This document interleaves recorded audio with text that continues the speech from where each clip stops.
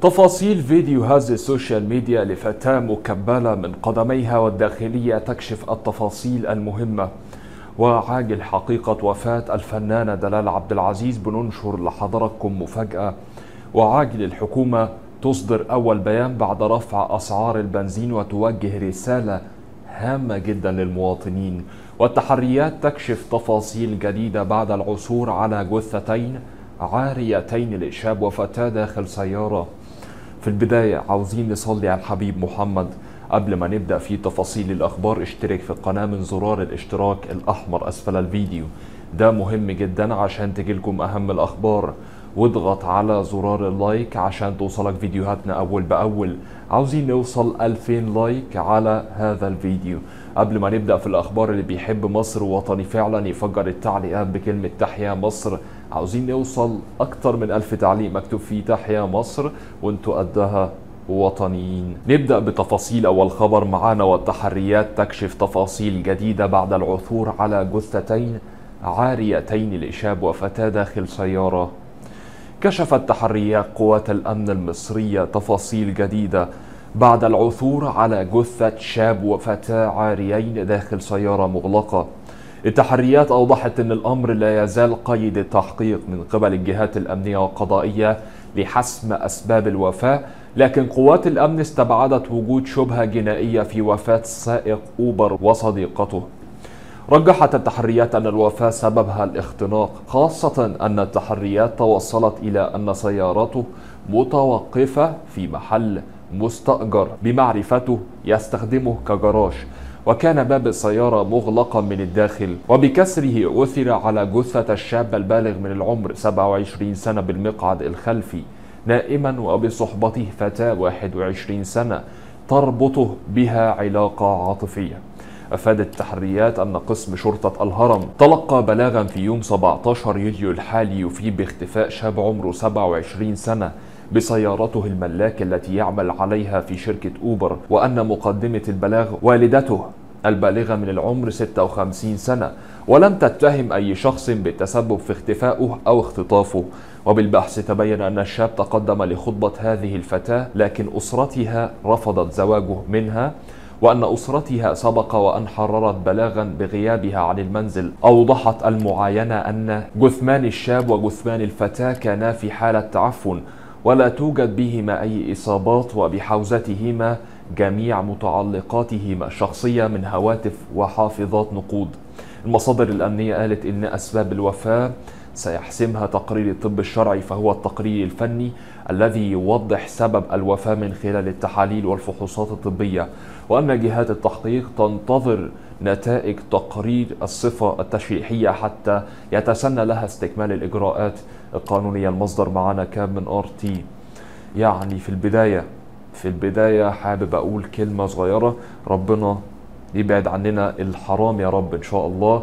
ويعني طلب من الأهالي والأسر، يعني لو شاب ذو خلق ويعني محترم جه يتقدم لبناتكم، فياريت إنكم تسهلوا عليه هذا الأمر، لأن دلوقتي عشان الحرام للأسف بقى أسهل من الحلال. فياريت يعني رجاء شخصي من الأسر المصرية والعائلات، يعني أتمنى يكون في تسهيل أكتر على الشاب اللي جاي يتقدم، واختيار الشاب يكون على خلقه وحسن سيره. أتمنى يعني يكون طلبي خفيف على حضراتكم، وربنا يحفظكم ويحفظ إخواتنا وولادنا إن شاء الله، وربنا يغفر لهم إن شاء الله ويرحمهم. ننتقل مع بعض الخبر آخر. وعاجل الحكومة تصدر أول بيان بعد رفع أسعار البنزين وتوجه رسالة للمواطنين. وجه وزير التنمية المحلية في مصر محمود شعراوي رسالة للمواطنين في مصر بعد زيادة أسعار البنزين وتساؤلات حول رفع أسعار النقل العام.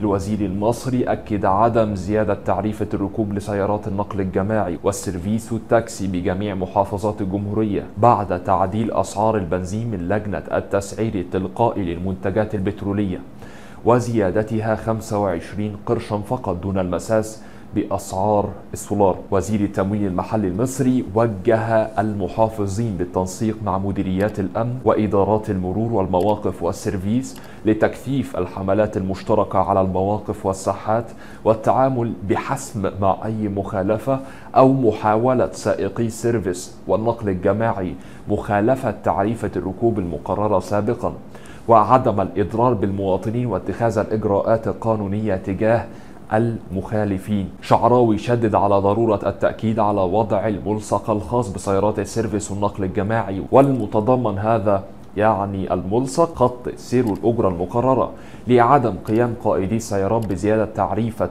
الركوب أو تقسيم الخطوط السير. كما وجه وزير التنمية المحلية غرفة العمليات وإدارة الأزمات بالوزارة بالمتابعة المستمرة مع غرف العمليات بالمحافظات لثبات أسعار تعريفة الركوب للمواطنين بالمحافظات. وزارة البترول المصرية كانت قد قالت إن لجنة التسعير التلقائي للمنتجات البترولية رفعت أسعار الوقود، وذلك للمرة الثانية على التوالي منذ تأسيسها في أكتوبر 2019 بعد استكمال إصلاحات الدعم الاقتصادي. المصدر معنا كان من الوطن، فيما معناه عشان أبسط على حضراتكم السولار ما زادش سعره، السولار زي ما هو، فإذا يعني ميكروباصات السيرفيس وميكروباصات النقل الجماعي ما ينفعش إنها تعلي في أسعار يعني الركوب. فحضرتك لو لقيت حد معلي سعر الركوب للميكروباص، حضرتك ممكن تبلغ الجهات المختصة وهم هيقوموا بعمل اللازم. ننتقل مع بعض الخبر آخر وتفاصيل فيديو هذا السوشيال ميديا لفتاة مكبلة من قدميها والداخلية تكشف التفاصيل.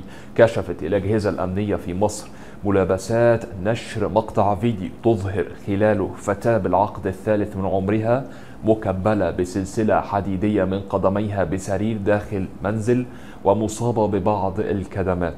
بالفحص تمكنت الأجهزة الأمنية بمديرية أمن الوادي الجديد من تحديد هوية الفتاة المشار إليها، وتبين أنها طالبة جامعية مقيمة بدائرة مركز شرطة الفرافرة بحسب بيان وزارة الداخلية. التحريات أضافت أن والدها قيدها بالمنزل لوجود خلافات أسرية، وسابقا تقدم أحد الأشخاص لخطبتها ورفضت الأسرة ذلك، وقيدتها في محاولة لمنعها من التواصل مع الشخص المذكور. بعد تقنين الإجراءات أمكن ضبط والد الفتاة، وبمواجهته اعترف بارتكابه الواقعة على النحو مشار إليه. وأيدت الفتاة ما جاء في التحريات رافضة اتهام والدها بالتعدي عليها أو تحويلها لتوقيع الكشف الطبي عليها. المصدر معنا كان من مصراوي، يعني تقريبا نفس المشكلة اللي فاتت. يعني برضو هقول تاني واخر مرة، معلش يعني استحملوني، نحاول ان احنا ادام الشخص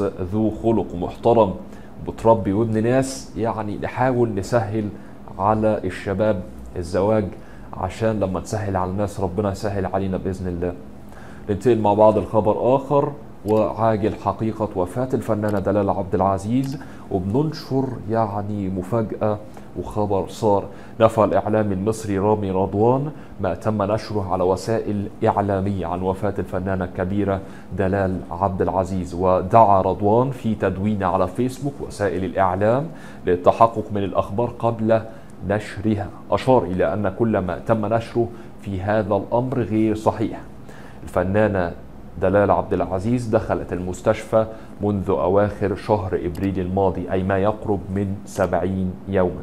الفنانة تعاني من تليف في الرئة بسبب إصابتها بالوباء، كما تعاني من مضاعفات ما بعد الوباء. مصدر معنا كان من RT، ربنا يشفيها إن شاء الله ويقومها بالسلامة إن شاء الله، تقوم لنا بخير الفنانة الكبيرة دلال عبد العزيز. طبعا للأسف يعني امبارح يعني جريدة مش عاوز أذكر اسمها، بس جريدة كبيرة جدا نشرت إشاعة إن الفنانة دلال عبد العزيز توفت. هذا الأمر طبعا للأسف تسبب في قيام عدد من الصفحات، وأنا للأسف يعني غلطت في هذا الأمر، ولكن كذبت الخبر وأعلنت إن دي إشاعات. جينا لنهاية نشرة الأخبار البسيطة، أتمنى أكون خفيف على حضراتكم وما تقلتش عليكم بإذن الله. إن شاء الله أشوفكم في فيديو جديد وقريب، والسلام عليكم ورحمة الله تعالى وبركاته.